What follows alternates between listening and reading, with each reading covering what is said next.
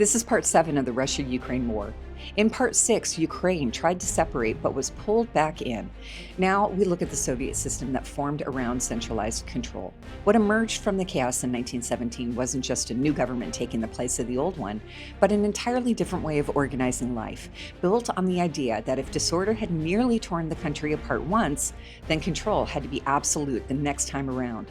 The system that took shape would come to be known as the Soviet Union, rooted in the principles of communism, first shaped under Vladimir Lenin and defined by the belief that land, industry, and wealth should not belong to individuals, but to the state itself. In theory, it promised equality. In practice, it meant that decisions about how people lived and worked were made far from where those people actually were, flowing outward from a center that had learned, through collapse, that too much flexibility could be dangerous. For a time, the system held, but it did not soften.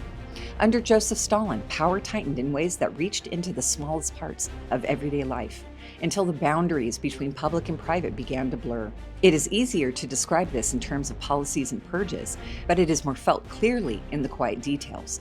A neighbor who is there one day and gone the next, taken in the night without explanation.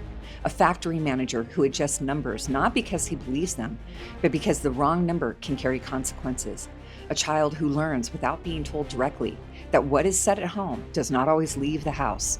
Fear does not have to be constant to be effective. It only has to be possible. And over time, people begin to live inside that possibility, adjusting themselves to a system that works in part because it does not allow much room for it not to. Follow along because in part 8, we go over how that Soviet control hit Ukraine directly through the Holodomor and then World War II.